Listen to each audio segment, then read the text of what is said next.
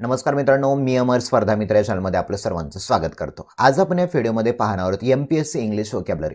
मित्रांनो, ही जी व्होकॅब्युलरी जी घेणार आहोत आपण, ती व्होकॅब्युलरी तुम्हाला MPSC मेन क्लर्क टायपिस्ट असेल, टॅक्स असिस्टंट असेल, PSI, STI, group B and C या परीक्षेसाठी उपयोगी पडणार आहे. कारण बघा मित्रांनो, ही सगळी व्होकॅब्युलरी आपण MPSCच्या ज्या परीक्षा झालेल्या आहेत 2011 पासून ते 2022 पर्यंतच्या, या सर्व जे व्होकॅब्युलरीवर प्रश्न विचारले त्या प्रश्नांचा आढावा घेऊन आपण ही सिरीज चालू केली. त्यामुळे तुम्हाला आगामी परीक्षेमध्ये नक्कीच याचा उपयोग होणार आहे. चला तर मित्रांनो, वेळ न दवडता आपल्या व्हिडिओला सुरुवात करूया. बघा, आता पहिला प्रश्न आपल्याकडे काय, choose the word opposite in meaning to the underline word. Choose the word, choose म्हणजे निवडणे, द वर्ड असा वर्ड आपल्याला फाइंड आउट करायचा जो काय अपोजिट असणार आहे. Okay, in meaning to the word underline, अधोरेखित केलेला जो शब्द आहे त्या शब्दाचा तुम्हाला विरुद्धार्थी शब्द शोधायचा. वाचूया सेंटेन्स काय म्हणतं. There is something repulsive about the way he handles people. आता बघा, देअर इज समथिंग रिपल्सिव्ह. आता रिपल्सिव्ह हे अधोरेखित केलेले शब्द आहे. या शब्दाचा तुम्हाला अपोजिट वर्ड सांगायचा. पहिला ऑप्शन आहे बघा आपल्याकडे स्मूथ, दुसरा आहे अट्रॅक्टिव्ह, तिसरा आहे रिफ्लेक्टिव्ह, चौथा आहे डिस्ट्रिक्टिव्ह. तर मित्रांनो, आपण एकदा पाहूया याचा अर्थ काय होतो. There is something repulsive. Repulsive एक अर्थ होतो तिरस्करणीय किंवा किळसवाना. ओके, बघा, देअर इज समथिंग रिपल्सिव्ह, तिरस्कार करण्यासारखं आहे तिथे काहीतरी. अबाउट द वे म्हणजे च्या मार्गाने. ही हँडल्स पीपल. आता हँडलचा अर्थ होतो लोकांना वागणूक देणे किंवा त्यांच्याशी हातमिळवणी करणं. म्हणजे बघा, तो ज्या वेळेला लोकांशी हातमिळवणी करतो किंवा त्यांच्याशी वागतो त्याचं वागणं एकदम रिपल्सिव्ह आहे, तिरस्कार करण्यासारखं आहे. मग तिरस्कार करणं याच्या विरुद्ध येतं ऑप्शन नंबर सेकंड, अट्रॅक्टिव्ह. अट्रॅक्टिव्हचा अर्थ काय होतं, आकर्षिलं जाणं. म्हणजेच काय, त्याचं वागणं कसं आहे, आकर्षिलं जाण्यासारखं आहे असं आपण म्हणू शकतो. आता डिटेलमध्ये पाहूया आपण बाकीच्या शब्दांचे सुद्धा अर्थ. आता बघा, रिपल्सिव्हचा अर्थ काय झाला, tending to repel or reject. If something's repulsive, it is so disgusting that you don't want to near it. Okay. आता बघा, टेंड टूचा अर्थ होतो एखादी गोष्ट करण्याकडे तुमचा कल असणे. रिपेल म्हणजे काय तर किळसवाना, तिरस्कारपणा. रिजेक्ट म्हणजे नाकारणे. एखादी गोष्ट नाकारण्याकडे किंवा तिचा तिरस्कार करण्याकडे तुमचा कल असणे याला म्हणायचं रिपल्सिव्ह. दुसरा अर्थ बघा, इफ समथिंग रिपल्सिव्ह, जर एखादी गोष्ट तिरस्कार करण्यासारखी आहे. It's so disgusting. डिस्गस्टिंग म्हणजे घाणेरडी. ओके, अत्यंत वाईट असं आपण म्हणू शकतो. You don't want to near it, आणि त्याच्या जवळ तुमची जाण्याची इच्छा नाही. का तर ती गोष्ट घाणेरडी आहे, वाईट आहे, तिरस्कार करण्यासारखी आहे. मग रिपल्सिव्हचा अर्थ काय झाला, तिरस्करणीय किंवा किळसवाना. आता दुसरा बघा, अट्रॅक्टिव्ह. हा तुमचा रिपल्सिव्हचा अपोजिट झाला. अट्रॅक्टिव्हचा अर्थ बघा, युज्ड अबाउट अ पर्सन, एखाद्या व्यक्तीबद्दल वापरतात जे की ब्युटिफुल आहे, सुंदर आहे, or nice to look at, दिसायला छान आहे, त्याला काय म्हणायचं, अट्रॅक्टिव्ह म्हणजेच आकर्षक म्हणू शकता. ओके, वस्तूबद्दल सुद्धा म्हणू शकता तुम्ही. ओके, आता बघा स्मूथ. स्मूथचा अर्थ बघा, having a completely flat surface with no lumps or holes or rough area. Having म्हणजे असणं, कम्प्लिटली म्हणजे पूर्णपणे, फ्लॅट सरफेस म्हणजे सपाट भाग, पूर्णपणे सपाट भाग असणं. विथ नो लम्स, या लंपचा अर्थ होतो ढीग असणं. ओके, नो लम्स म्हणजे कोणताही ढीग नसणं किंवा कोणतेही होल, छिद्र नसणं, किंवा रफ एरियाज. रफ म्हणजे खडबडीत, एरियाज म्हणजे प्रदेश. म्हणजेच काय, असा भाग जो की सपाट आहे त्याला स्मूथ असं आपण म्हणतो, मऊदारपणा म्हणू शकता. ओके, आता नेक्स्ट वर्ड दिलेला होता आपल्याकडे रिफ्लेक्टिव्ह. रिफ्लेक्टिव्हचा अर्थ बघा, युज्ड अबाउट सरफेस, एखाद्या सरफेस बद्दल, पृष्ठभागाबद्दल वापरतात. Sending back light or hit. Sending back परत पाठवायला आहे, लाईट म्हणजे प्रकाश, हिट म्हणजे उष्णता. रिफ्लेक्शन होणं, एखाद्या गोष्टीचं परावर्तन होणं, त्याला रिफ्लेक्टिव्ह म्हणतो. आता दुसरा अर्थ बघा, used about a person, mood etcetera, एखाद्या व्यक्तीबद्दल, त्याच्या मूडबद्दल वापरण्यात येतो. Thinking deeply about things. बघा, थिंकिंग म्हणजे विचार करणे, डीपली म्हणजे खोलवर, अबाउट म्हणजे बद्दल, थिंग्स म्हणजे एखाद्या वस्तूबद्दल, एखाद्या स्थितीबद्दल खूप खोलवर विचार करणं, म्हणजेच चिंतनशील, त्याला रिफ्लेक्टिव्ह म्हणू शकता. आता दुसरा बघा इथे दिलाय डिस्टिंक्टिव्ह. डिस्टिंक्टिव्हचा अर्थ बघा, clearly different from others and therefore easy to recognise. Clearly म्हणजे स्पष्टपणे, डिफरंट म्हणजे वेगळं, फ्रॉम म्हणजे पासून, अदर्स म्हणजे इतर. इतरांपासून एखादी गोष्ट पूर्णपणे वेगळी आहे म्हणजेच काय तर लक्ष वेधणारी आहे. मग डिस्टिंक्टिव्ह म्हणजेच काय तर लक्षवेधी, सर्वांना आकर्षिलं जाईल असं आपण त्याला म्हणू शकतो. अँड देअरफोर आणि म्हणून इझी टू रिकॉग्नाइज, ती गोष्ट रिकॉग्नाइज ओळखण्यासाठी सोपं पडणं त्याला डिस्टिंक्टिव्ह असं म्हणतो. ओके, चला आता नेक्स्ट बघा. Choose the option which best expresses the meaning of the idiom phrase underline in the sentence. काय म्हणतं? चूज द ऑप्शन, आपल्याला असा पर्याय शोधायचा आहे विच बेस्ट एक्सप्रेसेस, जो स्पष्टपणे एखाद्या गोष्टीचं एक्सप्रेस करायला, वर्णन करायला, जी की तुम्हाला इडियम दिली किंवा फ्रेज दिलेली आहे. आता वाचूया सेंटेन्स काय दिले. Government is all at sea regarding the Kashmir problem. बघा, government is all at sea. All at sea या शब्दाला मित्रांनो अधोरेखित केलेला आहे, त्याचा तुम्हाला अर्थ सांगायचा. ए ऑप्शन आहे कन्फ्युज्ड, दुसरा आहे इन डीप वॉटर्स, थर्ड आहे ॲट द सी शोर आणि चौथा आहे नन ऑफ द अबोव. तर मित्रांनो याचं खरं उत्तर आहे ऑप्शन नंबर 1 कन्फ्युज्ड. कन्फ्युज्ड म्हणजे काय? गोंधळलेलं असणं. आता ऑल ॲट सीला इथं कन्फ्युजला पुटअप करा आणि अर्थ कसा होता बघा. Government is confused regarding the Kashmir problem. Government काय? गोंधळलेलं आहे. रिगार्डिंग म्हणजे संबंधित, प्रॉब्लेम म्हणजे समस्या. गव्हर्नमेंट, सरकार गोंधळलेलं आहे. कशामुळे? काश्मीरचा जो प्रॉब्लेम आहे, मुद्दा आहे, त्यामुळे गव्हर्नमेंट गोंधळलेलं आहे, कन्फ्युज्ड झालंय. त्याला काय म्हणायचं? All at sea. ओके, बघा MPSC क्लर्कला विचारलं 2015च्या. ओके, नेक्स्ट बघा आता ऑल ॲट सीचं बघा डिटेलमध्ये एक्सप्लेनेशन. व्हेरी कन्फ्युज्ड, पूर्णपणे गोंधळले. कशामुळे? बाय अ सिच्युएशन, एखाद्या परिस्थितीमुळे पूर्णपणे गोंधळले. किंवा unable to understand a situation. मित्रांनो बघा, एबल टू म्हणजे एखादी गोष्ट करण्यासाठी सक्षम असणं. ओके, आणि अनेबल म्हणजेच काय तर असक्षम असणं. मग unable to understand a situation, परिस्थिती समजून घेण्यासाठी असक्षम असणं, त्याला म्हणायचं ऑल ॲट सी, पूर्णपणे गोंधळलेलं असणं. आता आणखीन एक दुसरं एक्झाम्पल बघा, छान कळेल. I am all at sea with these new regulation of traffic. I am all at sea, मी पूर्णपणे गोंधळलेलो आहे. कशामुळे? दीज म्हणजे अनेक, new regulations of traffic. Regulation म्हणजे नियम, ट्रॅफिक जे नवीन जे नियम्स काढले सरकारने, त्या नियमांबद्दल मी पूर्णपणे गोंधळलेलो आहे. समजा एखादा माणूस, ग्रामीण भागातला माणूस शहरामध्ये गेला आणि शहरामध्ये गेल्यानंतर त्याला माहित नाही की बाबा ग्रीन सिग्नल आल्यावर थांबायचं की धावायचं, आपण रेड सिग्नल आल्यावर थांबायचं की धावायचं, रॉंग साईड कुठली आहे, यायची साईड कुठली आहे, जायची साईड कुठली आहे, त्याला काहीच माहित नाहीये. म्हणजेच तो ट्रॅफिकच्या रूल्समुळे पूर्णपणे गोंधळून गेलेला आहे असं तो म्हणतोय, म्हणजेच ऑल ॲट सी. ओके, चला आता नेक्स्ट बघा. नेक्स्ट आहे to build castles in the air means. मित्रांनो ही ईडीएम आहे. काय? ईडीएम आहे. MPSC परीक्षेत साधारणतः 7, 8 किंवा 10 मार्कापर्यंतचे इंग्लिश व्होकॅब्लरी विचारतात.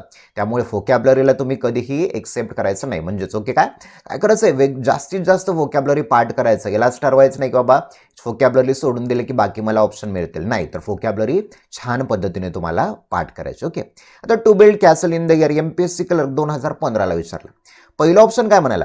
To build a space colony. आता बिल्ड म्हणजे बांधणे, स्पेस कॉलनी म्हणजे एखादा पॉवरफुल देश आहे, तो इतर देशांवरती काय कंट्रोल मिळवायला आणि त्याची सत्ता स्थापन करून तिथे वसाहत निर्माण करायला. दुसरा म्हणाला टू बिल्ड स्काय स्क्रॅपर. आता स्काय क्रॅपरला आपण म्हणूया मोठमोठ्या उंच अशा इमारती बांधणं, बिल्डिंग बांधणं. ओके, हा सुद्धा रॉंग व्हायला, पहिला सुद्धा रॉंग झाला. तिसरा बघा, to have highly impossible plans and dream. बघा, टू हॅव म्हणजे जवळ असणं, हायली इम्पॉसिबल एकदम अशक्य असे. ओके, प्लॅन्स म्हणजे योजना, ड्रीम्स म्हणजे स्वप्न. अशक्य असे स्वप्न किंवा योजना तुमच्या जवळ असणं म्हणजेच काय?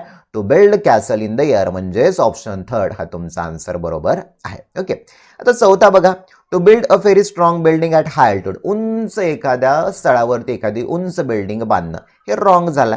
मित्रांनो, हवेत मनोरे बांधणं, यासाठी ऑप्शन नंबर 3 हा आपला करेक्ट आहे. आता बघा डिटेलमध्ये, to build castle in the air अर्थ काय व्हायला? Unrealistic plan or hopes for the future. बघा, अनरिअलिस्टिक प्लॅन. रिअलिस्टिक म्हणजे वास्तववादी, म्हणजेच काय? जे गोष्ट वास्तवामध्ये रूपांतर करता येऊ शकते. आणि अरिअलिस्टिक म्हणजे वास्तवामध्ये रूपांतर करता न येऊ शकणारे जे प्लॅन्स आहेत, योजना आहेत किंवा होप्स आहेत, तुमच्या मनामध्ये आशा आहेत, त्याला म्हणतो to build castle in the air. म्हणजेच काय, उगाच हवेमध्ये मनोरं बांधणं. काहीतरी ती जी तुम्ही एक कृती करत आहात ती कृती तुमची पूर्ण होऊ शकणार नाही असं तुम्ही म्हणू शकता. म्हणजेच काय, समजा आता रिसेंटली चंद्रयान पाठवलेलं आहे. तुम्ही म्हणतात की बाबा मी चंद्रावरती हॉटेल वगैरे स्थापन करेल वगैरे एटसेट्रा. तिथे खूप मागणी असेल लोकांना. नाही ना, लगेच तिथे हॉटेल स्थापन करणं वगैरे शक्य नाही. त्यालाच म्हणूया to build castle in the air. बघा आता, plans that have very little chance of happening. अशी योजना जी की पूर्ण होण्याचे चान्सेस खूप कसे आहेत, कमी आहेत. आता एक्झाम्पल बघा. I told him he should stop building castle in the air and train for sensible profession. I told him, मी त्याला सांगितलं की he should stop, त्याने थांबवायला पाहिजे.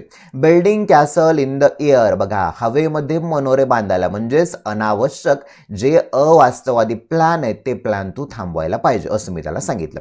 And train for a sensible profession. Sensible समंजस, प्रोफेशन म्हणजे व्यवसाय. अशा प्रोफेशनमध्ये तुला जायचं की तिथून तुला प्रॉफिट होऊ शकेल असं तुला निवडायचंय. ओके, चला आता नेक्स्ट बघा. Out of the given option choose the one that suits the description given below. आता बघा मित्रांनो काय म्हणते, out of the given option, खाली दिलेले जे पर्याय, चूज द वन, आपल्याला असा पर्याय निवडायचा दॅट सूट्स, लागू पडणार असेल, डिस्क्रिप्शन गिवन बिलो, खाली हे जे वर्णन केले ना या वर्णनाचा तुम्हाला शब्द फाइंड आउट करायचा. मित्रांनो हा वन वर्ड सबस्टिट्यूटचा प्रश्न आहे. बरं, काय वन वर्ड सबस्टिट्यूटचा, वाचूया काय म्हणतं. One who has a compulsive desire to steal. One म्हणजे असा एक, हू म्हणजे जो की, हॅज म्हणजे जवळ असणे, कंपल्सिव्ह म्हणजे सक्तीचं, डिझायर म्हणजे इच्छा, स्टील म्हणजे चोरणे.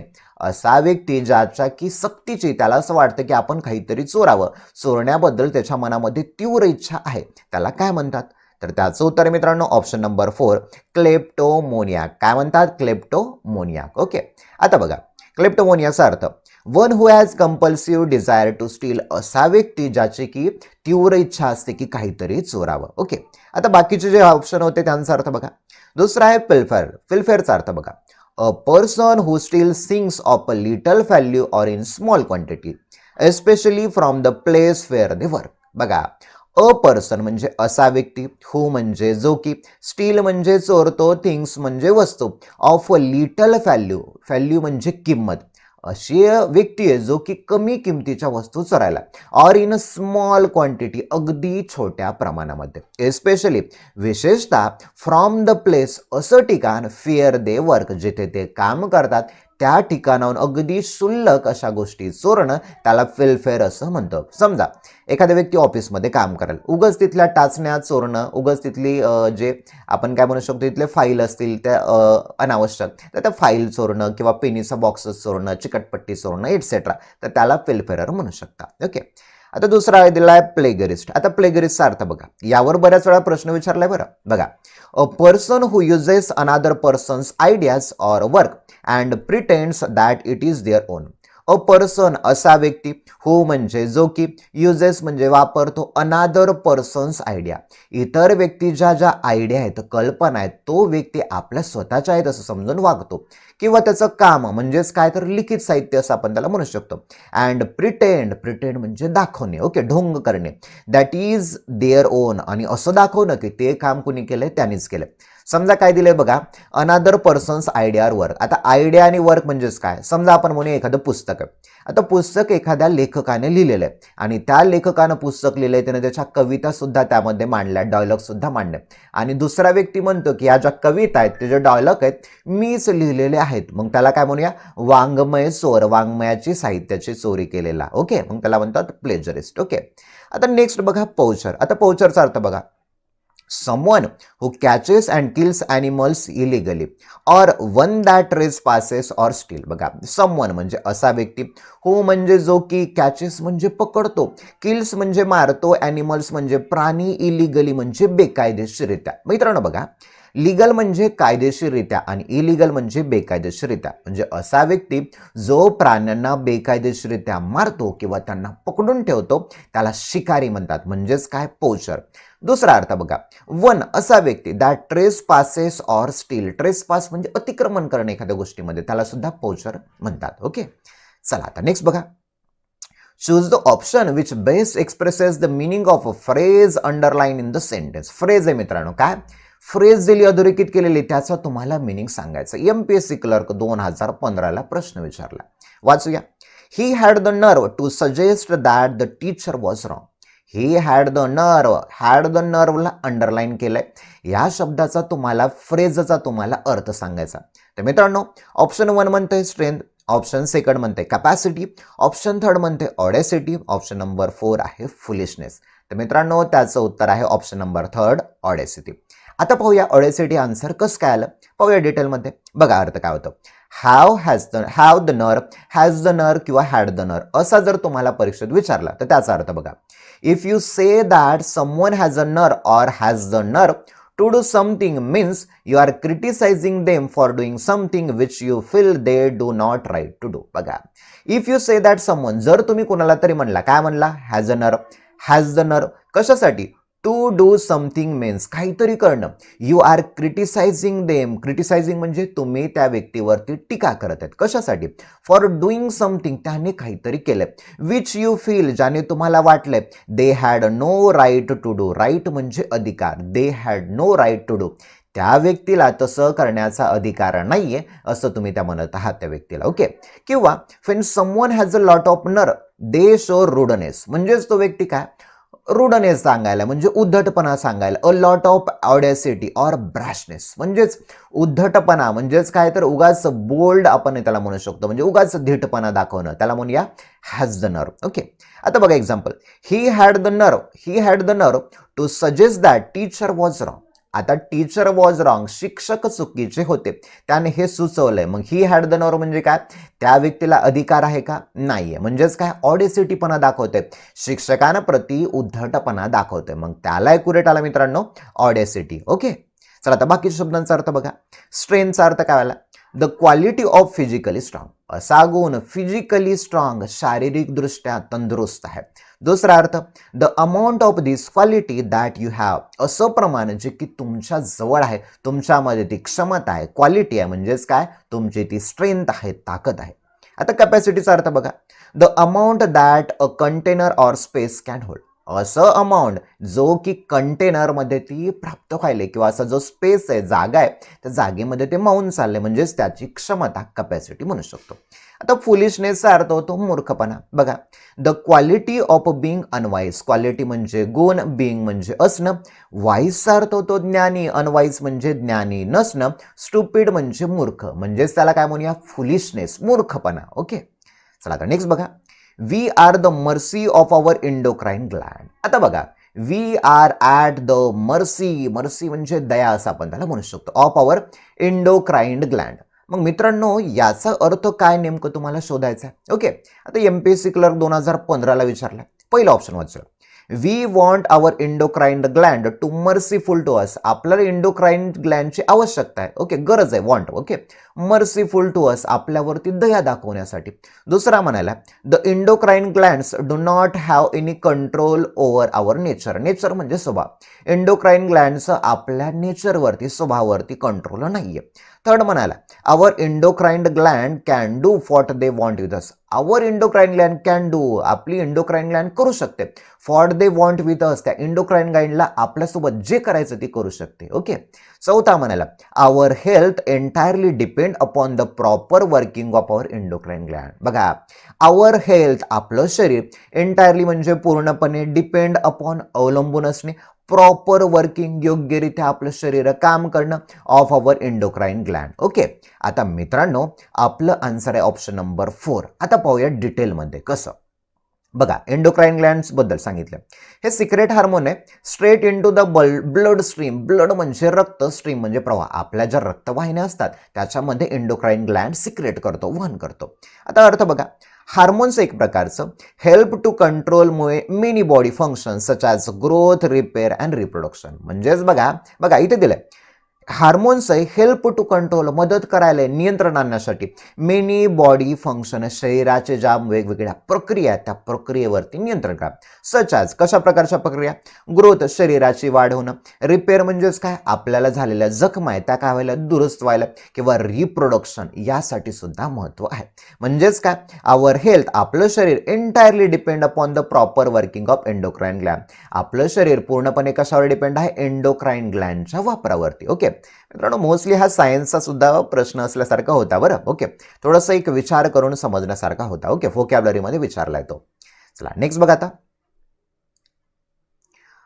Choose the option that best expresses the meaning of the underlying idiom or phrase in the sentence. बघा मित्रांनो, idiom or phrase म्हणाले. आता ही मित्रांनो ही idiom आहे. आता बऱ्याच वेळा इडियमला अल्टरनेटिव्ह शब्द प्रोवर्ब म्हणून सुद्धा विचारतात बरं का. एमपीएससी क्लर्क 2015ला विचारलं. वाचूया. The man took to his heels when he saw me coming. The man took to his heels. आता टूक टू हिज हिल्स हा अधोरेखित केलेला शब्द आहे. याचा तुम्हाला अर्थ सांगायचा. पहिला ऑप्शन वाचूया. Had some pain in his heels. बघा, हॅड सम पेन, पेन म्हणजे वेदना असं म्हणूया, हिल्स म्हणजे टाचा, त्याच्या टाचामध्ये वेदना आहेत काहीतरी, व्हायलंय का? नाही, चुकलं. दुसरं, ran away from the scene, scene घटनास्थळापासून, रॅन अवे दूर पळून जाणे. ओके, हे एक. तिसरं बघा, वेटेड फॉर मी, माझ्यासाठी वाट पाहत बसणे. चौथं म्हणाला रिमूव्ड हिज शूज, रिमूव्ह म्हणजे काढून टाकणे, शूज म्हणजे बुट, माझे बुट, त्याचे बुट काढून टाकणे. तर मित्रांनो याचं करेक्ट आन्सर आहे ऑप्शन नंबर 2. बघा ना काय झालं, the man took to his hills, इथं आपण पुट करूया ran away from the seal, तो माणूस त्या दृश्यापासून, ठिकाणापासून पळून गेला. फेन ही सॉ मी कमिंग, जेव्हा त्याने पाहिलं की मी त्याच्याकडे येत आहे तेव्हा तो लगेच टुक टुक हिज हिल्स म्हणजे काय, धूम ठोकून पळून गेला. ओके, चला बघा आता, टुक टू हिज हिल्स अर्थ काय आलं, टू क्विकली रन अवे, चपळपणे पळून जाणे. Ran away from the scene, त्या दृश्यापासून दूर निघून जाणे. ओके, त्याला म्हणायचं टुक टू हिज हिल्स, आपलं बोरिया बिस्तान बांधून पळून जाणं असं आपण म्हणू शकतो. आता हे बघा दिले तिथे example same. The man took to his heels when he saw me coming, जेव्हा त्याने मला पाहिलं मी त्याच्याकडे जातो तेव्हा त्याने धूम ठोकली, पळून गेला. ओके, चला आता नेक्स्ट बघा. Pick out the word to complete the sentence. बघा, pick out the word to complete the sentence, MPSC clerk 2015ला विचार. बघा, the art of spelling words correctly is called. Art, art म्हणजे कला, स्पेलिंग वर्ड्स करेक्टली, योग्य पद्धतीने त्या शब्दाची स्पेलिंग काढणं, शुद्ध लेखन करणं, याला काय म्हणतात? तर पहिला ऑप्शन आहे आपल्याकडे फिलॉलॉजी, दुसरा म्हणतोय ऑर्थोग्राफी, थर्ड म्हणतोय कॅलिग्राफी, 4 म्हणतोय पेलिओग्राफी. तर मित्रांनो याचं उत्तर आहे बघा ऑप्शन नंबर 2 ऑर्थोग्राफी. आता बघूया डिटेलमध्ये. आता बघा फिलॉलॉजी, प्रत्येक शब्दाचं बघू आपण बरं.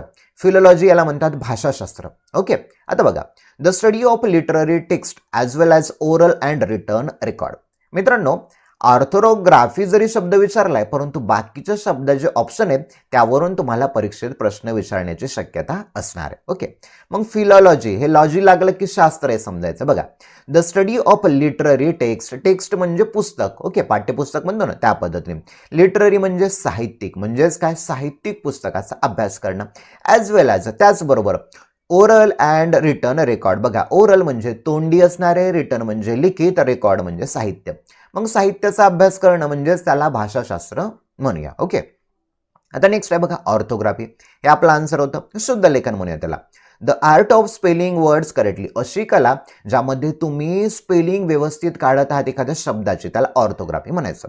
नेक्स्ट आहे बघा कॅलिग्राफी. कॅलिग्राफीचा अर्थ होतो सुंदर हस्ताक्षर शास्त्र, म्हणजे चांगलं हस्ताक्षर काढणं. बघा इंग्लिशमध्ये, the art of producing beautiful handwriting using a brush or a special pen. Art, art म्हणजे कला, प्रोड्युसिंग निर्माण करणे, ब्युटिफुल सुंदर, हँडरायटिंग म्हणजे हस्ताक्षर, सुंदर हस्ताक्षर काढणं. कशाचा वापर करून? ब्रशचा वापर करून किंवा स्पेशल पेन, एका विशिष्ट पद्धतीचा पेन वापरून सुंदर हस्ताक्षर काढण्याचा प्रयत्न करणं, त्याला म्हणायचं कॅलिग्राफी. नंतर बघा पेलिओग्राफी. पेलिओग्राफीचा अर्थ होतो प्राचीन शिलालेख शास्त्र. प्राचीन जुन्या काळातले जे शिलालेख असतात ना, कोरीव, त्या शास्त्राला पेलिओग्राफी म्हणायचं. आता इंग्लिशमध्ये बघा, the study of ancient or antiquated writing and inscription. बघा, द स्टडी अभ्यास करणं, एन्शियंट म्हणजे प्राचीन, अँटिक्वेटेड म्हणजे जुन्या, ओके, रायटिंग म्हणजे लिखाण, इन्स्क्रिप्शन म्हणजे काय तर लेख असं आपण कोरलेले लेख, आता बघा जुन्या वेरूळ अजिंठा वगैरे लेण्या असतील तिथे काहीतरी कोरलेलं असतं, तर त्या ठिकाण असतं त्याला पेलिओग्राफी असं आपण म्हणायचं. त्याचा अभ्यास करणं, बाबा ती लिपी कुठली होती, किंवा आपला सापडलेला जो शिलालेख होता ना, श्री चावुंडराय करविएले म्हणून, ओके, पहिला शिलालेख, तो कधीचा आहे बाबा शिलालेख, कोणता राजा होता त्यावेळेला, कोणत्या भाषेत आहे, त्याचा अभ्यास करणं त्याला पेलिओग्राफी म्हणतात. कळालं? तर नेक्स्ट बघा. तर मित्रांनो, सेशन आवडत असेल तर व्हिडिओला लाईक, शेअर आणि सबस्क्राईब करा बरं. जास्तीत जास्त मित्रांना शेअर करा. अशाच आपण सिरीज पाहणार आहोत बरं. त्यामुळे वाचूया. The attendance register is maintain to find out students who play truant. Attendance register, attendance म्हणजे उपस्थिती, रजिस्टर म्हणजे ते आपण अहवाल म्हणूया, उपस्थिती अहवाल, इज मेंटेन केला जातो. कशासाठी? टू फाइंड आउट, शोधून काढणे, स्टुडंट्स म्हणजे असे विद्यार्थी, हू म्हणजे जे विद्यार्थी, प्ले ट्रॉन्ट. मग ह्या ट्रॉन्ट शब्दाचा तुम्हाला एक अर्थ सांगायचा डिटेलमध्ये. आता मित्रांनो, हे वन वर्ड सबस्टिट्यूशन आहे बरं का, वन वर्ड सबस्टिट्यूशन आहे. आता बघूया आपण काय होतं. आता पहिला ऑप्शन म्हणाला stay away from school during the school hour. Stay away, stay म्हणजे काय, राहणे म्हणूया, अवे म्हणजे दूर राहणे, फ्रॉम स्कूल शाळेपासून दूर राहणं, ड्युरिंग म्हणजे च्या दरम्यान, स्कूल आवर शाळेचे तास चालू आहे किंवा शाळेच्या वेळेमध्ये दुसरीकडं भटकणं, त्याला स्टे अवे असं आपण म्हणतो. दुसरा ऑप्शन आहे बघा, play on the ground during the recesses. आता बघा, रिसेस म्हणजे विश्रांती, म्हणजे ज्या वेळेला मुलांना विश्रांती दिली त्या विश्रांतीच्या वेळेमध्ये ग्राउंडवर खेळणं, हा रॉंग झालाय. थर्ड बघा, truly play on the ground during the school hours. बघा, स्कूल आवरच्या दरम्यान प्ले ग्राउंडवरती खेळणं, हा सुद्धा रॉंग झाला.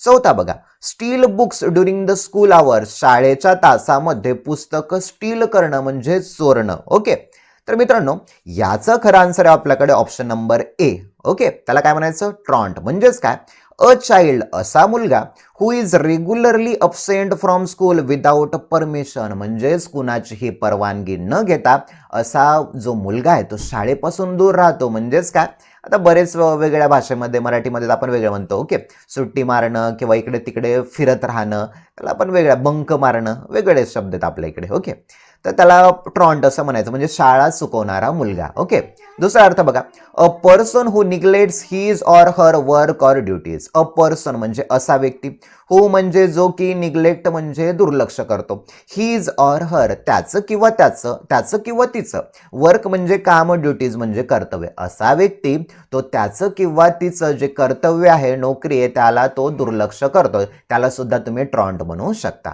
ओके, तर मित्रांनो, आपला आन्सर काय, ऑप्शन 1. ओके, नेक्स्ट बघा. आता choose the phrase that best complete the sentence. अशी फ्रेज फाइंड आउट करायची की जी सेंटेन्सला कम्प्लीट करायला. एमपीएससी परीक्षेत विचारलं. बघूया, all of the people at the conference are. All of the people at the conference. Conference म्हणजे परिषद. परिषदेमध्ये जे लोक होते ते कसे होते बघा, रिकामी जागा दिले. पहिला ऑप्शन म्हणाला मॅथमॅटिक टीचर, गणित टीचर. दुसरा मॅथमॅटिक्स टीचर. तिसरा दिला मॅथमॅटिकल टीचर. चौथा दिला मॅथमॅटिक्स टीचर. तर मित्रांनो बघा, असा जो सब्जेक्ट असतो मॅथमॅटिक्स, हा यस लागलाय तरी तो सिंग्युलर म्हणूनच गणती करतात. ओके, नाऊनचा टॉपिक आहे याच्यामध्ये बरं, म्हणजे एकवचन आणि एकवचन त्याच्यामधलं. Mathematics teachers, all of the people at the conference, म्हणजे परिषदेला उपस्थित असणारे जे लोक होते ते कोण होते, मॅथमॅटिक्स टीचर्स, गणित विषयाचे शिक्षक होते. म्हणून मित्रांनो, ऑप्शन 2 हा बरोबर आहे. नाऊनचा टॉपिक बघा, बिलियर्ड्स, खेळाचं नाव आहे बघा, बिलियर्ड्स प्लुरलमध्येच होतात. ओके, वेगवेगळे रोगाचे सुद्धा नाव आहेत, तर ते सुद्धा त्यांना यस सफिक्स लागायला, परंतु ते सिंग्युलरच असतात. त्याच पद्धतीने हा मॅथमॅटिक्स आलाय. ओके, चला आता नेक्स्ट बघा, choose the option which best expresses the underline. असा शब्द शोधायचा जो की दिलेल्या शब्दाला अंडरलाईन केलेला आहे, त्याचा अर्थ फाइंड आउट करायचा. एमपीएससी क्लर्क 2015ला विचारलं. वाचूया, he lost the contest in the penultimate round. बघा, ही लॉस्ट, लूज म्हणजे गमावणे किंवा हरणे, लूजचा विटू झाला लॉस्ट म्हणजे हरले. He lost the contest, contest म्हणजेच काय, तर आपण म्हणूया स्पर्धा, तो स्पर्धा हरला. कधी, penultimate round, penultimate राऊंडला. तर मित्रांनो, पेन अल्टिमेट या शब्दाचा तुम्हाला एक अर्थपूर्ण शब्द सांगायचा. पहिला म्हणायला बघा फायनल, दुसरा म्हणायला सेकंड लॉस, तिसरा म्हणायला मोस्ट डिफिकल्ट, चौथा म्हणायला रिप्ले. तर मित्रांनो आन्सर आहे ऑप्शन नंबर 2 सेकंड लास्ट म्हणजे शेवटून दुसरा. ओके, पेनल्टीमेट म्हणजे काय, शेवटून दुसरा असं आपण म्हणू. म्हणजेच काय तर शेवटून दुसऱ्या एका राऊंडमध्ये तो सामना हरला किंवा ती स्पर्धा होता ती हरला. ओके, सेकंड लॉस असं म्हणायचं. आता बघा फायनलचा अर्थ माहिती आहे अंतिम, मोस्ट डिफिकल्ट सर्वात अवघड असं आपण म्हणू शकतो. इथे बघा ना रिप्लेचा बी अर्थ दिलाय मी, to play something again especially music or video recorded already. बघा जे म्युझिक असेल किंवा व्हिडिओ असेल जो रेकॉर्ड केलेला ऑलरेडी तो परत एकदा वाजवणं म्हणजेच काय, रिप्ले करणं. काय, रिप्ले करणं. आपण गाणं ऐकतो ना परत परत एकदा, तर त्याला रिप्ले करणं म्हणतात. ओके, चला नेक्स्ट बघा आता, identified the correctly spelled word. Spelling mistake वरती सुद्धा जास्त प्रश्न विचारतात बरं मित्रांनो. आता बघा पहिला ऑप्शन आहे ॲक्वेंटस, ॲक्वेंटस, ॲक्वेंटस. चला सेमच शब्द आहेत, फक्त तुम्हाला त्याची एक असा शब्द फाइंड आउट करायचा ज्याची की स्पेलिंग बरोबर आहे. व्यवस्थित वाचा आणि सांगा. तर मित्रांनो आपलं आन्सर आहे ऑप्शन नंबर 3 ॲक्वेंटस. काय, ॲक्वेंटस, ACQUAINTANC, ॲक्वेंटस म्हणतात. बघा आता डिटेल एक्सप्लेनेशनमध्ये ॲक्वेंटसचा अर्थ काय होतो, a person whom you know but do not know well and who is therefore not exactly a friend. आता ॲक्वेंटसचा सरळ शब्द होतो एखाद्या व्यक्ती तुमच्या परिचयाचा असणं, ओळखीचा असणं. काय, परिचयाचा असणं, ओळखीचा असणं. परंतु कसा बघा, अ पर्सन असा व्यक्ती, होम म्हणजे ज्याला, यू नो तुम्हाला माहित आहे, बट असा व्यक्ती तुम्हाला तो माहित आहे बट परंतु, डू नॉट नो वेल तुम्ही त्यालाच वेल चांगल्या पद्धतीने ओळखत नाही, आणि हु इज देअर फॉर आणि त्याचमुळे नॉट एक्झॅक्टली अ फ्रेंड आणि त्यामुळे तो तुमचा एक्झॅक्टली अ फ्रेंड तुमचा मित्र आहे का, तो नाही. मित्र कोण असतो, ज्याला तुम्ही चांगल्या पद्धतीने ओळखता. पण ॲक्वेंटस आहे म्हणजेच काय, उगं तोंड ओळख आहे, म्हणजेच काय, उगं हाय हॅलोचा तुमचा संबंध आहे, जास्त डिटेलमध्ये नाही असं आपण त्याला म्हणू शकतो. MPSC क्लर्कला विचारलं मित्रांनो. ओके, चला तर मित्रांनो ही होती आपली आजच्या पार्ट फर्स्ट मधली MPSC मध्ये विचारलेले प्रश्नांची, जे इंग्लिश वोकॅब्युलरीचे प्रश्न विचारले त्यांचे आपले पूर्ण डिटेलमध्ये एक्सप्लेनेशन. तर मित्रांनो काय करा, व्हिडिओ संपूर्ण पहा, टेलिग्राम चॅनलला जॉईन व्हा, म्हणजेच तुम्हाला वेळोवेळी आपले अपडेट्स कळून जातील. ओके, व्हिडिओ जास्तीत जास्त मित्रांना शेअर करा. Thank you for watching this video.